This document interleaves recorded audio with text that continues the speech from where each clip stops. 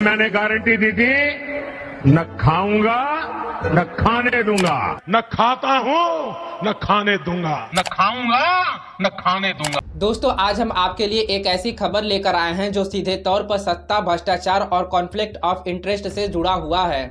दोस्तों, ये खबर है मध्य प्रदेश के मुख्यमंत्री मोहन यादव और उनके परिवार से जुड़ी हुई है और यह खुलासा किया है देश के सबसे भरोसेमंद अखबार में से एक इंडियन एक्सप्रेस ने।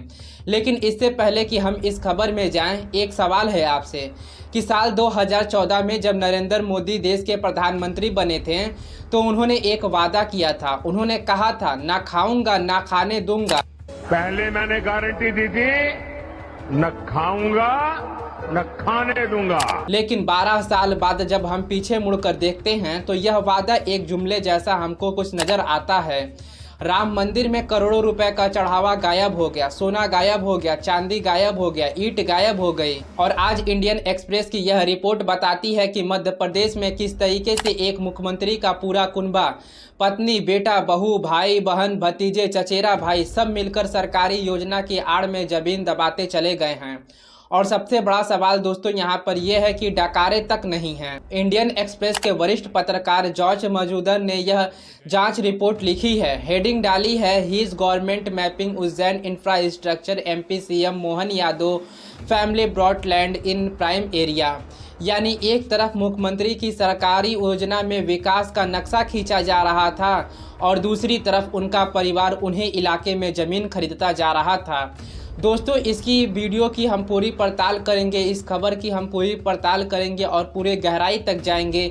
लेकिन उससे पहले आपसे एक रिक्वेस्ट है कि चैनल पे नए हैं तो वो सब्सक्राइब वाली बटन दबाइए और वीडियो को लाइक करिए या डिसलाइक करिए, दोनों में से कुछ ना कुछ तो ज़रूर कर दीजिएगा। लाइक नहीं करना है तो डिसलाइक कर दीजिएगा।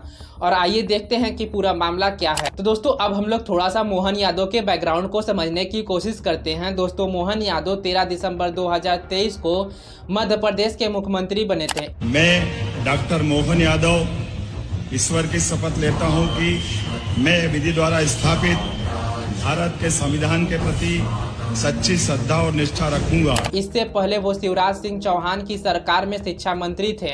उज्जैन से 3 बार के विधायक हैं। इतना ही नहीं दोस्तों, वो उज्जैन विकास प्राधिकरण के अध्यक्ष भी रह चुके हैं 2004 से 2010 तक और मध्य प्रदेश पर्यटन विकास निगम के चेयरमैन भी रह चुके हैं। मतलब साफ है कि उज्जैन की एक एक जमीन, एक एक योजना, एक एक विकास परियोजना से वो दशकों से पूरे तरीके से वाकिफ रहे हैं।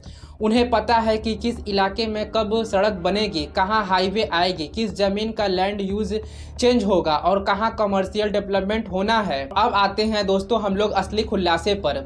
इंडियन एक्सप्रेस की जांच के मुताबिक 13 दिसंबर 2023 को मुख्यमंत्री पद की शपथ लेने के बाद से मोहन यादव के परिवार और उनकी रियल एस्टेट कंपनियां ने कम से कम 137 भूखड़ खरीदे हैं। कुल क्षेत्रफल है उनका 168 एकड़ और कागजों पर इनकी कीमत है 45 करोड़ रुपए। लेकिन यहाँ पर एक बात और समझनी हमें ज़रूरी है। जब इस तरह की ज़मीन खरीदी जाती है तो अक्सर 20 या 30 या 40% ही सर्किल रेट के हिसाब से ही सफ़ेद पैसे में होता है, बाकी सब काला धन होता है। तो दोस्तों, असली कीमत क्या रही होगी इसका अंदाजा आप लगाते रहिए और कमेंट करके हमें बता दीजिएगा। दोस्तों, सिर्फ मुख्यमंत्री बनने की बात की ही बात नहीं है। जब मोहन यादव शिवराज सरकार में शिक्षा मंत्री थे यानी 2021 से 2023 के बीच, तब भी परिवारों ने 57 प्लॉट खरीदे थे। 85 एकड़ जमीन, कीमत थी 30 करोड़ रुपए और अगर पूरा हिसाब जोड़े तो परिवार के पास कुल 245 फ्लैट है और 335 एकड़ जमीन है। अब दोस्तों, सबसे जरूरी बात, यह जमीन कहाँ खरीदी गई है, ये महज इत्तेफाक तो हो नहीं सकता है।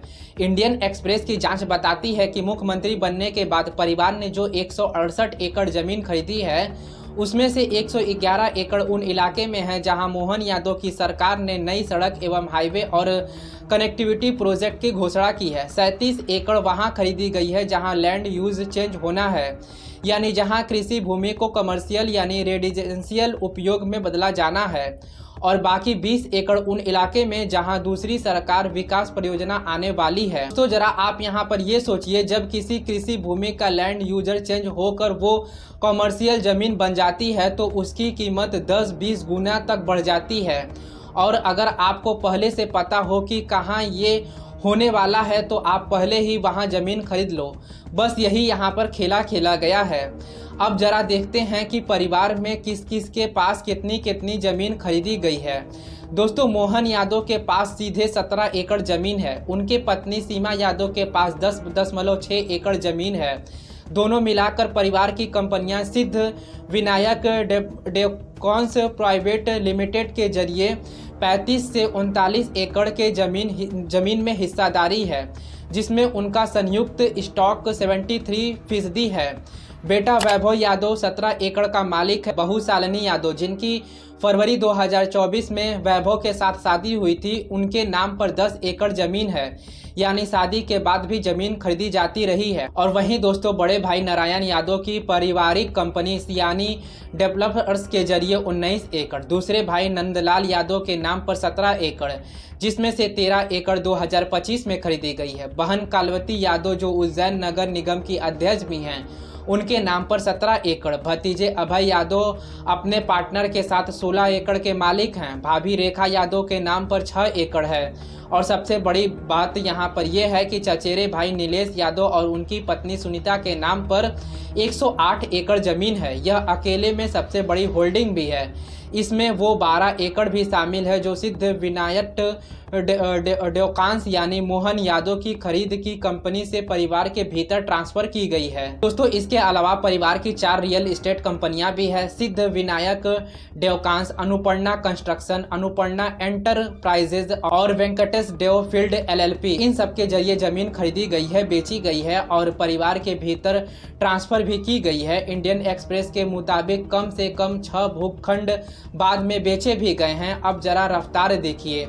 2021 में परिवार के पास 10 फ्लैट थे करीब 8 एकड़ के, और 2022 में 14 फ्लैट 17 एकड़, 2023 में 33 फ्लैट 50 एकड़, और फिर 2024 में जब मोहन यादव मुख्यमंत्री बन चुके थे 75 फ्लैट 76 एकड़, और 2025 में 62 फ्लैट और 92 एकड़। यानी जैसे जैसे कुर्सी बड़ी होती गई, जमीन खरीदने की रफ्तार भी उतना ही तेजी से बढ़ती गई है। और दोस्तों, एक और बात जो आपको चौंका देगी, 2025 में जब मध्य प्रदेश सरकार उज्जैन में अस्थाई महाकुंभ विकसित करने के लिए कृष्ण भूमि अधिग्रहण को लेकर अस्थाई लोगों के विरोध का सामना कर रही थी, उसी दौरान यादव परिवार और उनकी कंपनियां ने 62 फ्लैट और 92 एकड़ जमीन खरीदी थी। जब किसान सड़कों पर थे तब परिवार जमीन दबा रहा था।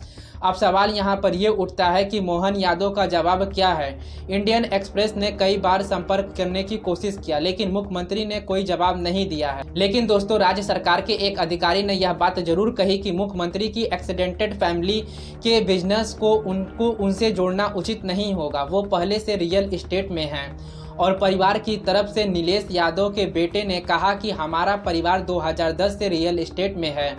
क्या हम सिर्फ इसलिए काम करना बंद कर दें क्योंकि हमारे चाचा मुख्यमंत्री हैं? यहाँ पर आप अपने असली सवाल का जवाब ये सुन लीजिए कि आपको कोई काम करने के लिए मना नहीं कर रहा है और ना ही कोई ये कह रहा है कि काम बंद कर दीजिए।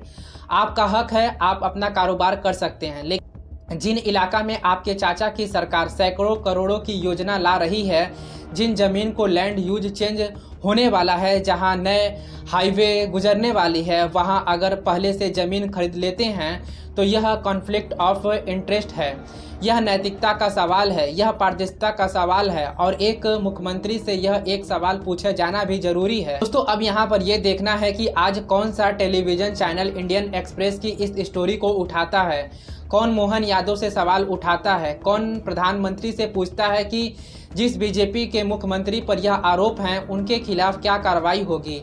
कायदे से इस पूरे मामला की SIT जांच होनी चाहिए। यह जांच होनी चाहिए कि जमीन किस रेट पर खरीदी गई है, कितना सफ़ेद पैसा था, कितना काला पैसा था और मुख्यमंत्री के रूप में क्या उनके फैसले से उन जमीन को फ़ायदा हुआ है। इंडियन एक्सप्रेस ने एक बड़ी और जिम्मेदारी पत्रकारिता का उदाहरण पेश किया है। अब यह देश के नागरिकों पर है, विपक्ष पर है और मीडिया पर है कि वो इस खुलासे को दबने नहीं दें, क्योंकि जब तक सत्ता में बैठे लोगों से सवाल नहीं पूछा जाएगा तब तक ना खाऊंगा ना खाने दूंगा जैसा जुमला बनता रहेगा और खाने वाले खाते रहेंगे और पता भी नहीं चलेगा। तो बस दोस्तों अभी के लिए मेरी इन्फॉर्मेशन इतनी ही है। अगर हमारी इन्फॉर्मेशन आपको पसंद आई है, हमारी रिपोर्ट आपको पसंद आई है तो सब्सक्राइब वाली बटन दबाइए, वीडियो को लाइक करिए, हमारी आवाज़ को और मजबूत करिए।